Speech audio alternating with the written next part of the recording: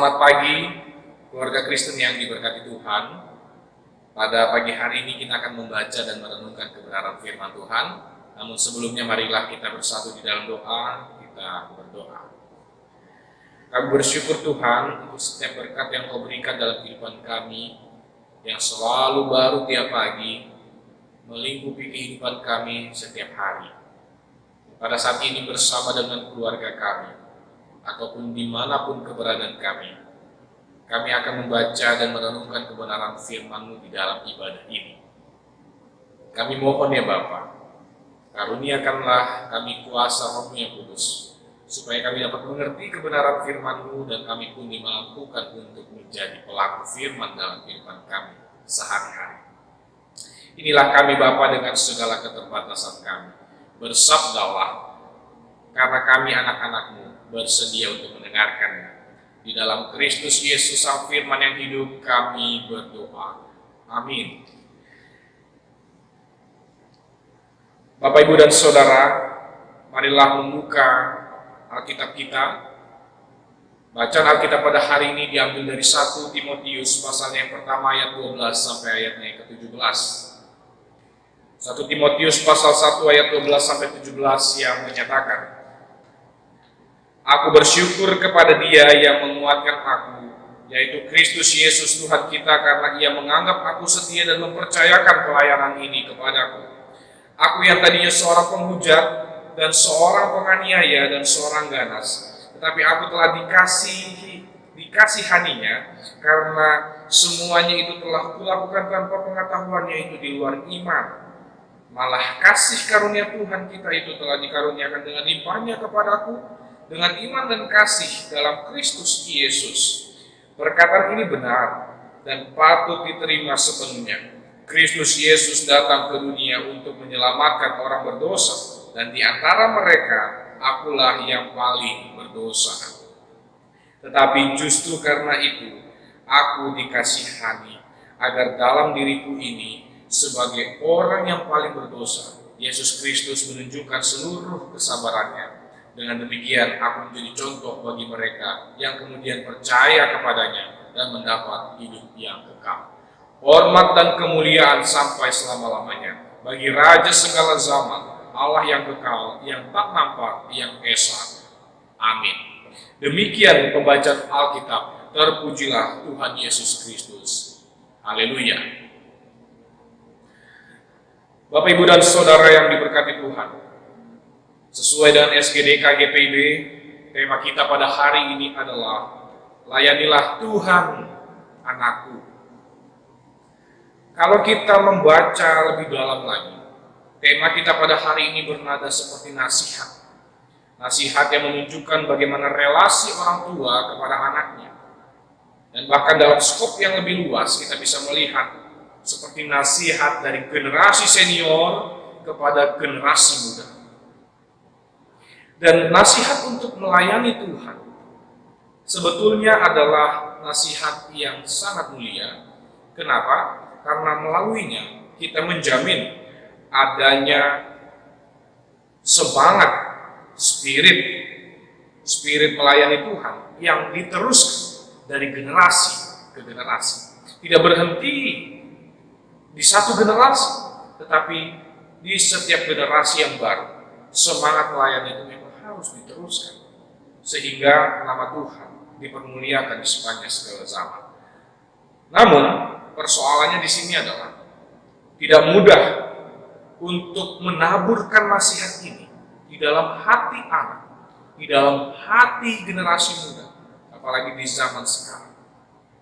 Sehingga pertanyaan yang muncul adalah bagaimana supaya nasihat ini bisa ditaburkan dengan baik di dalam hati anak dan di dalam generasi muda.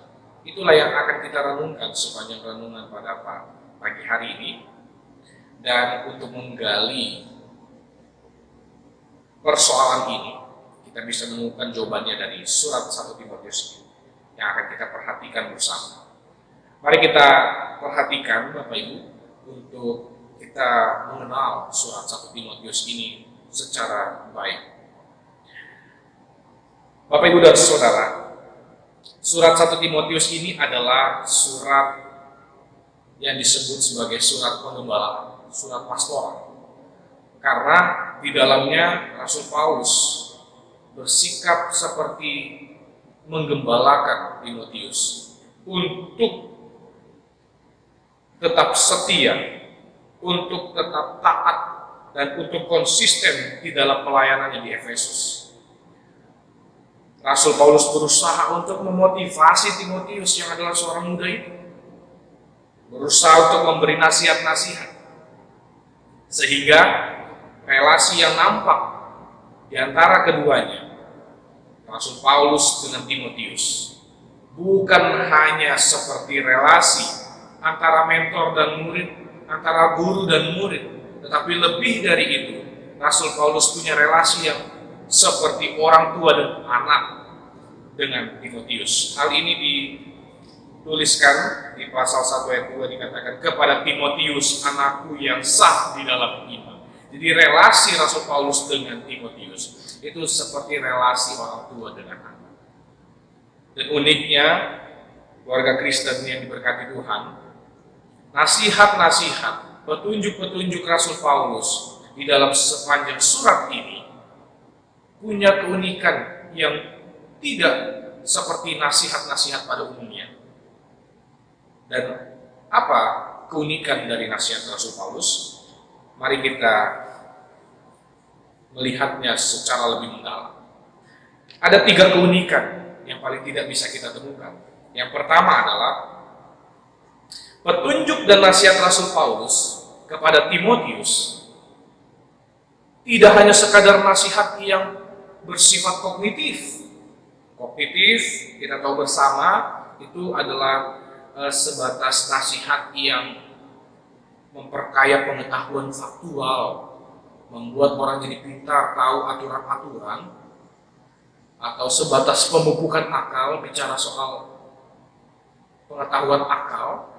Tetapi nasihat Rasul Paulus juga bersifat eksperiensial. Apa itu eksperiensial? Berbasis pengalaman. Artinya Rasul Paulus bukan hanya menasihati supaya Timotius tahu aturan-aturan, tetapi ia menasihati karena ia juga menghidupkan nasihat itu.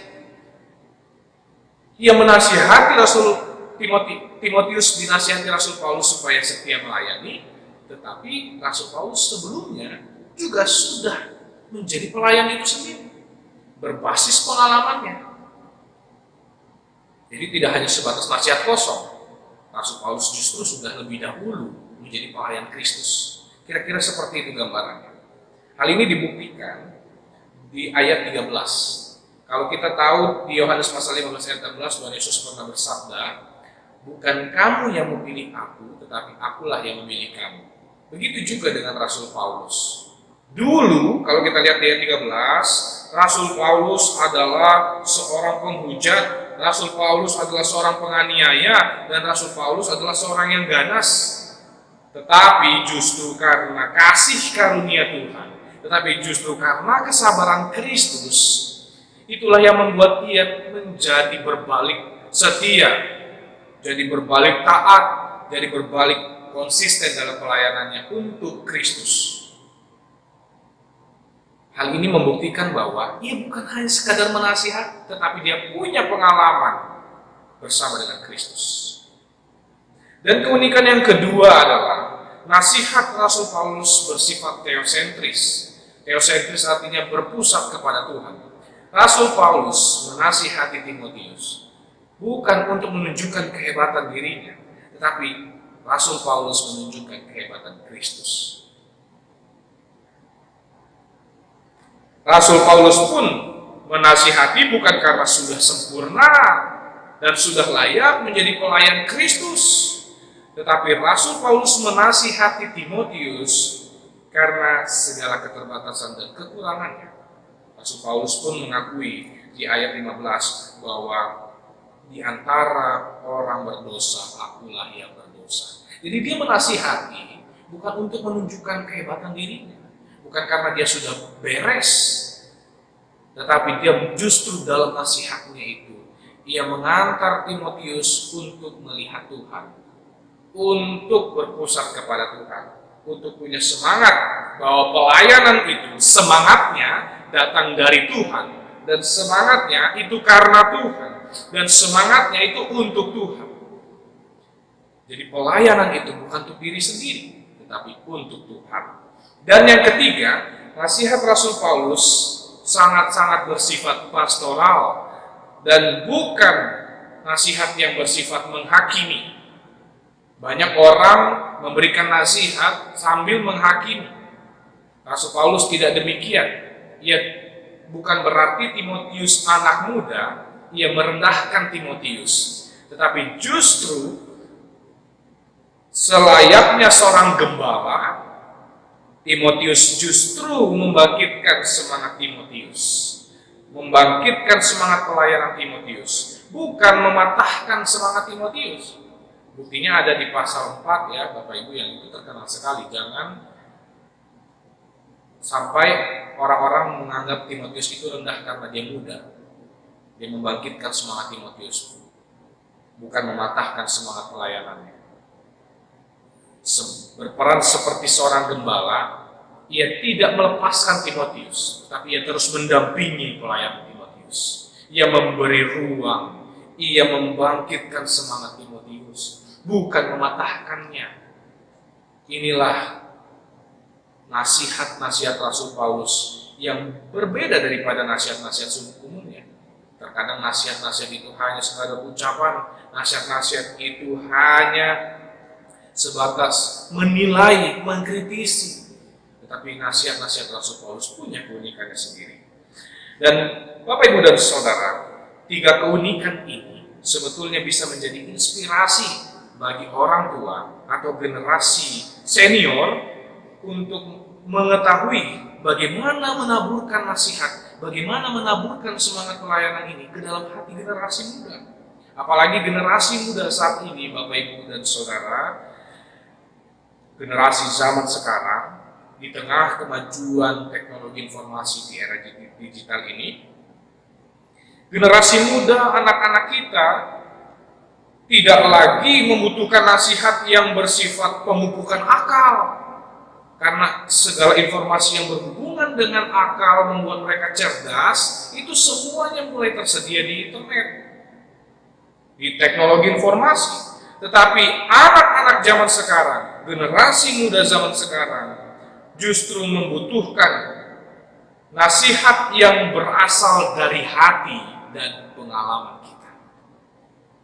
Generasi muda tidak membutuhkan teladan pelayanan yang hanya memperkaya pengetahuan mereka, tetapi mereka justru membutuhkan pelayanan yang mampu menyentuh hati mereka dan membuka pengalaman-pengalaman mereka. Gereja bukan hanya membuat anak cerdas, ikut lomba cerdas cermat Alkitab, pintar menghafal Alkitab, itu baik Bapak Ibu. Tapi bukan sekadar itu saja. Bagaimana dengan ayat-ayat Alkitab yang mereka hafal? Mereka bisa menceritakan pengalamannya berjumpa dengan Kristus. Itu yang mereka butuhkan. Sehingga nasihat-nasihat itu bukan hanya memampukan mereka tahu mana yang baik dan buruk, tapi mereka bisa menceritakan pengalaman berjumpa dengan Kristus, seperti Rasul Paulus menceritakan pengalamannya. Ini yang dibutuhkan generasi muda. Bukan hanya soal pemupukan akal, tapi juga bagaimana pelayanan itu bisa menyentuh hati mereka lewat pengalaman-pengalaman. Karena percaya Kristus bukan hanya karena mendengar, tetapi karena mengalami perjumpaan dengan Kristus itu sendiri. Bapak, Ibu, dan Saudara yang diberkati Tuhan, pola nasihat Rasul Paulus ini yang bersifat eksperiensial ini bisa menjadi modal kita. Apapun posisi kita, mau itu sebagai orang tua ataupun generasi senior, supaya kita tidak hanya memberi nasihat kepada anak, tidak hanya memberi nasihat kepada generasi muda, tapi kita sendiri tidak menghidupi nasihat tersebut. Jangan sampai orang tua menasihati anak untuk semangat pelayanan di gereja, ikut aktif di gereja, tapi diri sendiri tidak aktif pelayanan. Jangan sampai kita menjadi orang tua yang tahu menasihati anak untuk beribadah, tapi diri sendiri adalah pribadi yang paling malas beribadah. Nasihat yang semacam ini, Bapak Ibu yang diberkati Tuhan, nasihat yang ditaburkan tanpa pengalaman akan sulit tumbuh di dalam hati anak. Nasihat yang ditaburkan tanpa pengalaman akan sulit tumbuh dalam hati generasi muda. Kenapa? Oke, seorang anak memang bukan pendengar yang baik, tetapi seorang anak adalah peniru yang hebat. Generasi muda memang bukan menjadi pendengar yang baik, banyak kesalahan jatuh bangun, tetapi percayalah generasi muda adalah peniru yang baik. Sehingga tema renungan kita pada hari ini sebetulnya tidak hanya bersifat satu arah untuk menasihati generasi muda, untuk menasihati anak-anak, untuk melayani Tuhan, tetapi juga turut mengoreksi kita sebagai generasi senior, sebagai orang tua. Sudah sejauh manakah saya melayani Tuhan? Turut mengkoreksi. Apalagi hari ini kita diajak untuk mensyukuri pertambahan usia dari PLKP AGPIB. PLKP AGPIB sudah berusia 61 tahun pada hari ini. Dan PLKPA ada bukan hanya sebagai wadah untuk menasihati anak-anak, tetapi juga menjadi wadah yang mengingatkan generasi senior, yang mengingatkan orang tua di pelkat-pelkat lain untuk hidup menjadi teladan bagi mereka. PLKPA ada untuk menantang generasi senior menjadi teladan. Sebab generasi senior adalah cermin dari generasi muda saat ini. Jadi nasihat itu bukan hanya sebatas satu arah, tapi juga dua arah ke dalam diri kita. Untuk itu Bapak Ibu dan Saudara yang diberkati Tuhan, renungan kita pada hari ini paling tidak punya 3 pesan teologis. Yang pertama, tanamkanlah semangat pelayanan kepada anak, kepada generasi muda dengan teladan. Sebab orang tua, sebab generasi senior adalah cermin bagi generasi muda.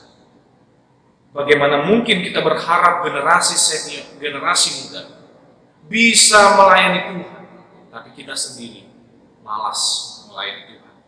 Bagaimana mungkin kita bisa menjadi berharap generasi muda bisa taat beribadah kepada Tuhan, sementara kita sendiri pun tidak taat?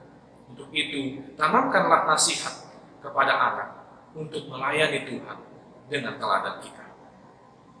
Dan pesan yang kedua adalah, tanamkanlah semangat pelayanan kepada anak, bahwa pelayanan itu untuk Tuhan dan karena Tuhan. Kenapa kita harus melihat pelayanan itu karena Tuhan dan untuk Tuhan? Karena ada begitu banyak di sekitar kita, gereja-gereja Tuhan, jemaatnya justru berkelahi karena melihat pelayanan sebagai prestis, sebagai harga diri, ajang untuk menunjukkan kehebatan pribadi. Tetapi justru dengan menanamkan semangat pelayanan untuk Tuhan dan karena Tuhan, itu akan membuat gereja kita, keluarga kita, dan masyarakat kita diberkati. Jangan sampai yang kita perkenalkan kepada generasi muda, yang kita perkenalkan kepada anak-anak adalah ego kita. Karena ego hanya mampu memecah belah persekutuan, hanya mampu memecah belah rumah tangga, dan hanya mampu memecah belah bangsa. Itu tanamkanlah semangat untuk berpusat kepada Tuhan dalam pelayanan kepada anak-anak, supaya mereka tidak menjadi pelayan-pelayan yang sombong dan pelayan-pelayan yang angkuh, tapi mereka menjadi pelayan yang rendah hati untuk Tuhan. Dan yang ketiga, tanamkanlah semangat pelayanan kepada anak dengan kasih. Anak-anak zaman sekarang, generasi muda, membutuhkan figur. Sehingga marilah kita menasihati anak-anak, menasihati generasi muda untuk melayani Tuhan. Seperti seorang gembala yang tidak meninggalkan domba-dombanya, karena generasi muda membutuhkan pendampingan. Generasi muda membutuhkan sahabat, generasi muda membutuhkan teman, supaya mereka punya semangat melayani. Mereka tidak bisa ditinggalkan. generasi senior, orang tua tidak bisa lepas tangan untuk mendampingi anak-anak, tetapi harus berjalan bersama generasi muda, harus berjalan bersama dengan anak-anak, supaya mereka pun tertanam semangat untuk melayani Tuhan. Dan untuk itu, di dalam hari ini yang kita syukuri atas pertambahan usia PLKPA, marilah kita menanamkan semangat pelayanan itu kepada generasi muda, kepada anak-anak kita, supaya nama Tuhan dipermuliakan di sepanjang segala zaman dan di sepanjang segala waktu, dari generasi ke generasi. Selamat ulang tahun untuk PLKPA, selamat hari Minggu, Tuhan Yesus memberkati. Amin.